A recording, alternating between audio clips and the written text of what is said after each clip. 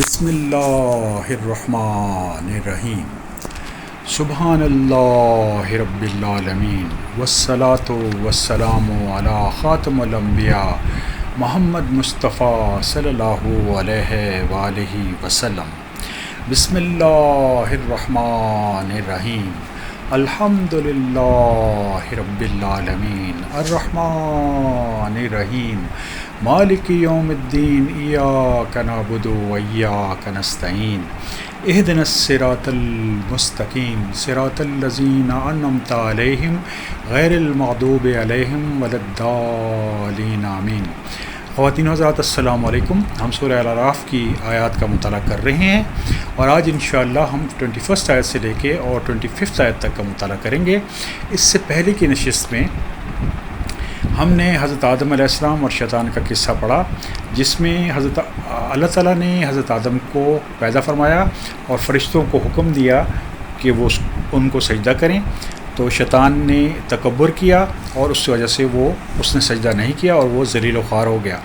اس نے رب العالمین سے یہ وعدہ کیا کہ میں ان لوگوں کو سیدھے راستے سے بھٹکاؤں گا اور مجھے اس چیز کی مہلت دی جائے۔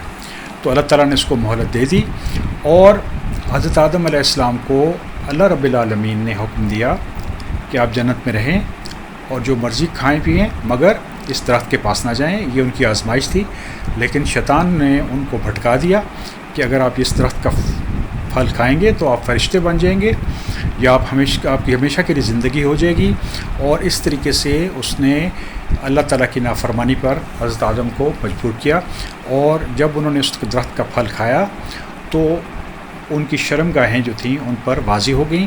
اور یہاں پہ سورہ الاعراف کی 21 آیت میں اللہ تعالیٰ کا ارشاد ہے، اور ان دونوں کے روبرو قسم کھا لی کہ یقین جانیے میں تم دونوں کا خیر خواہ ہوں۔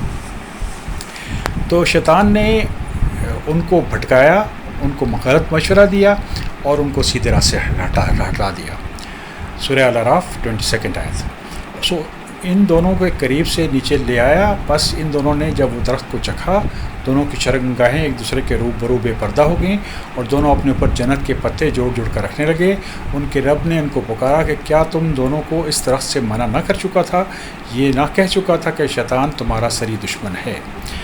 تو خواتین حضرات، آدم علیہ السلام نے شیطان کے مشورے کو قبول کیا اور اس کی وجہ سے وہ اللہ تعالیٰ کی نافرمانی کے شکار ہو گئے اور ان کی شرم گاہیں ان پر واضح ہو گئیں، اور رب العالمین نے پکار کر انہیں کہا کہ کیا میں نے تمہیں یہ نہیں کہا تھا کہ تم اس درخت کی پھل مت کھاؤ؟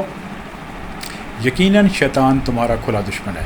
تو خواتین حضرات، جیسے شیطان حضرت آدم علیہ السلام کا دشمن تھا، عدو مبین، اسی طریقے سے شیطان ہمارا بھی دشمن ہے اور ہمیں یہ ہدایت دیتا ہے کہ ہم اللہ تعالیٰ کی نافرمانی کریں۔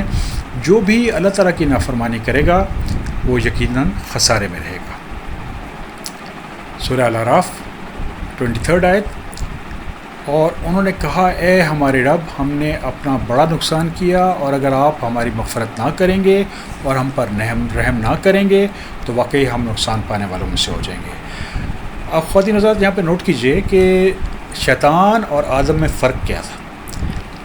شیطان نے جب اللہ تعالیٰ کی نافرمانی کی تو اس پر قائم ہو گیا اور اس نے جہالت کا مزید مظاہرہ کرتے ہوئے اللہ تعالیٰ سے یہ ریکویسٹ کی کہ مجھے ٹائم دیں تاکہ میں ان لوگوں کو بھٹکاؤں۔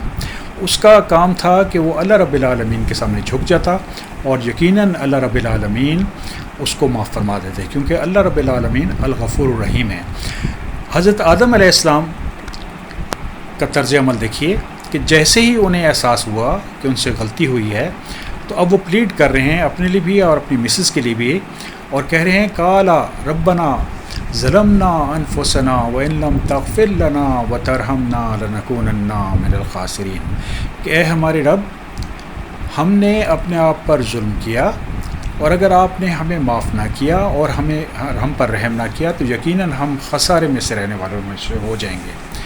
تو یہ نوٹ کیجئے خواتین حضرات کہ ایک اپرائٹ آدمی، ایک اچھا آدمی، جب اس سے غلطی ہو جائے، کوئی گناہ ہو جائے، تو اس کو آدم علیہ السلام کے طریقے سے اللہ رب العالمین کے سامنے سر جھکا دینا چاہیے اور معافی کی درخواست کرنی چاہیے، کیونکہ اگر اللہ رب العالمین معافی نہ دیں تو اس صورت میں یقیناً آدمی شدید خسارے کا شکار ہو جاتا ہے، نہ صرف اس دنیا میں بلکہ آخرت میں بھی۔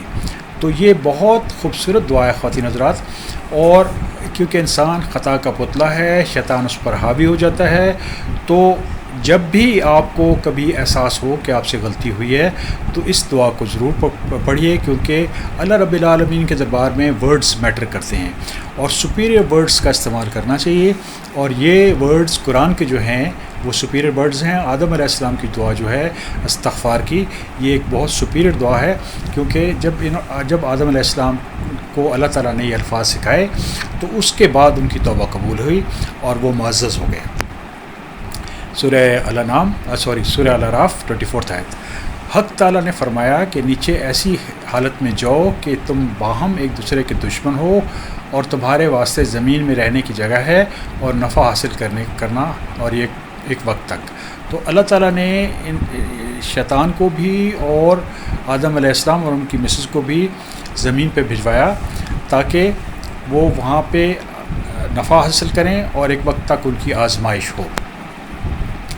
سورہ الاعراف 25 آیت۔ فرمایا تم لوگوں کو وہاں ہی زندگی بسر کرنا ہے اور وہاں ہی سے مرنا ہے اور اسی سے نکالے جاؤ گے۔ تو یہ ایک رب العالمین کا فیصلہ تھا کہ یہ ایک آزمائش کی جگہ تھی زمین، جہاں پہ نسل انسانی کو بھیجا گیا تاکہ وہیں پہ وہ زندگی گزاریں، وہیں پہ ان کی آزمائش ہو، ان کا ریکارڈ مینٹین ہو، وہیں پہ ان کی موت ہو اور قیامت کے دن ان کو وہیں سے نکالا جائے۔ اللہ تعالیٰ سے دعا ہے کہ اللہ تعالیٰ ہمیں شیطان کے راستے سے بچائیں اور اپنے صراط مستقیم پر قائم فرما دیں۔ الحمدللہ رب العالمین۔